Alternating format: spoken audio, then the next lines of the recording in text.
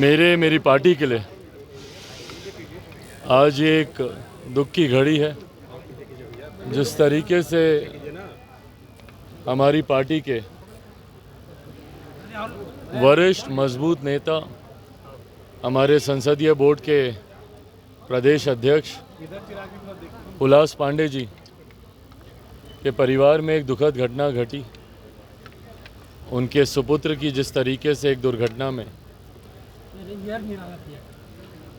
उनकी असामयिक उनका निधन हुआ, मैं अपनी तरफ से, अपनी पार्टी की तरफ से उनको, उनके परिवार के प्रति संवेदनाएं प्रकट करता हूं। मैं जानता हूं कि ये दुख इतना बड़ा है कि किसी भी शब्द से उनका दुख ये कम नहीं हो सकता, पर इस घड़ी में लोक जनशक्ति पार्टी रामविलास पूरी मजबूती से उनके परिवार के साथ खड़ी है।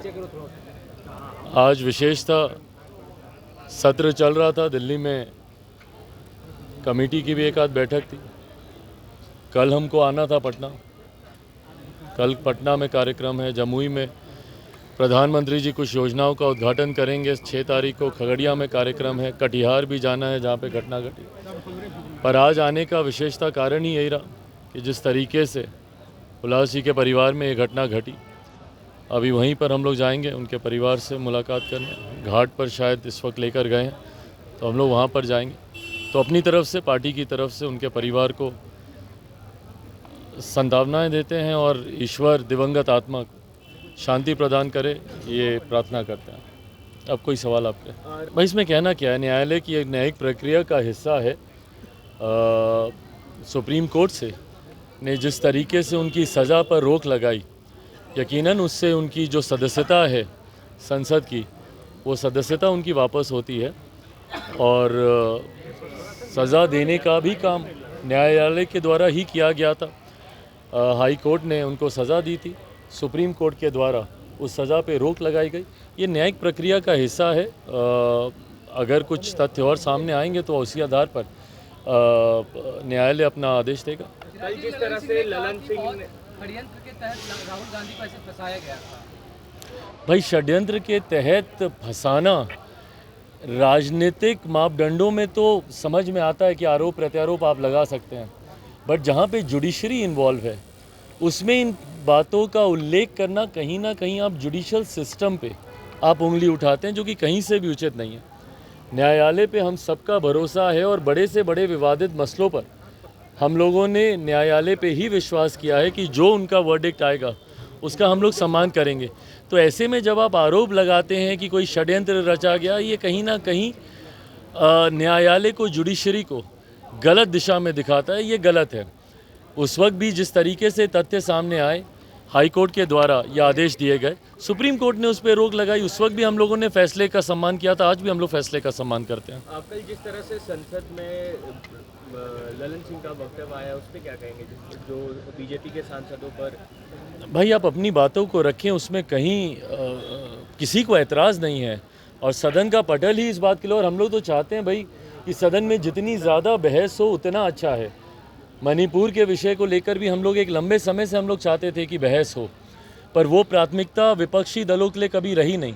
मणिपुर को लेकर नियम में आप फंसाते रहे कि प्रधानमंत्री जब तक जवाब नहीं देंगे या फलाना नियम के तहत जब तक चर्चा नहीं होगी, और अंतोगत्वा अविश्वास प्रस्ताव लेकर आया गया। और मुझे लगता है देश के इतिहास में, ये इतिहास की किताबों में दर्ज किए जाने वाला विषय है कि देश के इतिहास में पहली बार एक ऐसा अविश्वास प्रस्ताव लेकर आया जो सरकार को अस्थिर करने के लिए नहीं, जो इस सोच के साथ नहीं कि सरकार के पास मैंडेट नहीं है इसलिए हम लोग अविश्वास प्रस्ताव लेकर आ रहे हैं, बल्कि सिर्फ और सिर्फ मौजूदा प्रधानमंत्री जी को बोलने के लिए बाध्य करने की सोच के साथ इस अविश्वास प्रस्ताव को लाया गया। इस अविश्वास प्रस्ताव को और कोई कारण ही नहीं है लाने का, सिर्फ आप प्रधानमंत्री को बाध्य करना चाहते थे बोलने के लिए, इसलिए आप ये अविश्वास प्रस्ताव लेकर आए। सबसे पहले तो ये नियमों का दुरुपयोग है और ये गलत है, ये अनुचित है।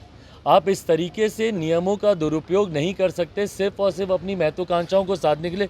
क्योंकि प्रधानमंत्री जी को बाध्य करना था, आप इस नियम को लेकर आए। बट बहरहाल जब ये नियम आ गया उसके बाद सदन को नहीं चलने देना, जब इस बात को चेयर ने स्वीकार कर लिया, 8 तारीख से उस पर चर्चा होनी है, 10 तारीख को प्रधानमंत्री जी जवाब भी देंगे, उसके बाद जब आप सदन को नहीं चलने देते हैं, ये विपक्ष की मानसिकता को दर्शाता है कि सिर्फ राजनीति करने के उद्देश्य के साथ विपक्ष इन तमाम मुद्दों को उठाती तो है पर उस पर समाधान की अपेक्षा ये लोग नहीं रखते हैं। ये सोच गलत है।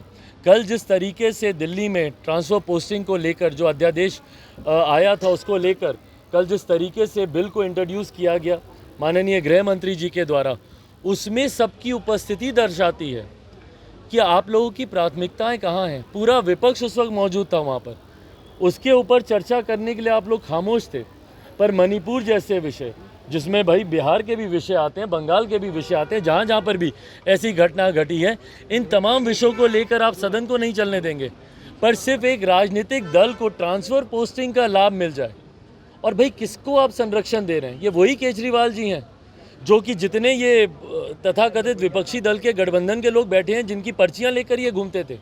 आज कांग्रेस के लोग जो बढ़ चढ़कर इनका साथ दे रहे हैं, इन्हीं कांग्रेस के नेताओं के खिलाफ वो पर्ची लेकर घूमते थे कि ये भ्रष्टाचारी हैं।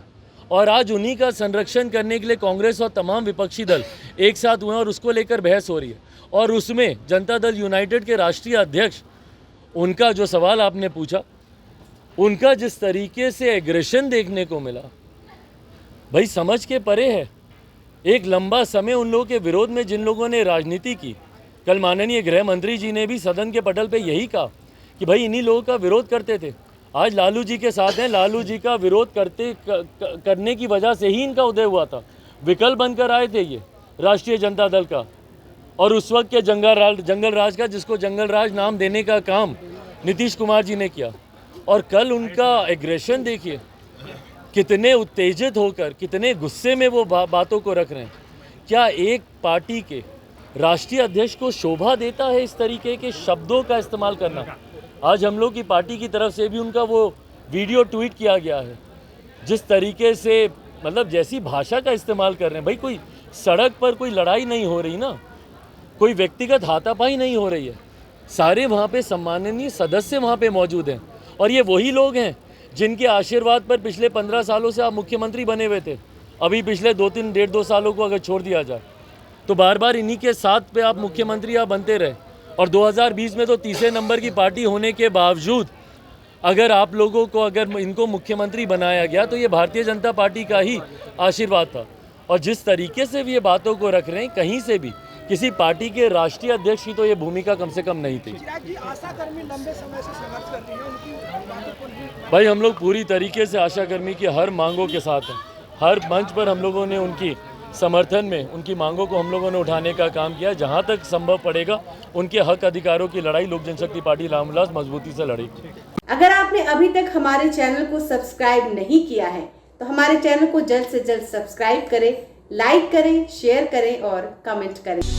क्या आप पत्रकारिता के क्षेत्र में अपना कैरियर बनाना चाहते हैं?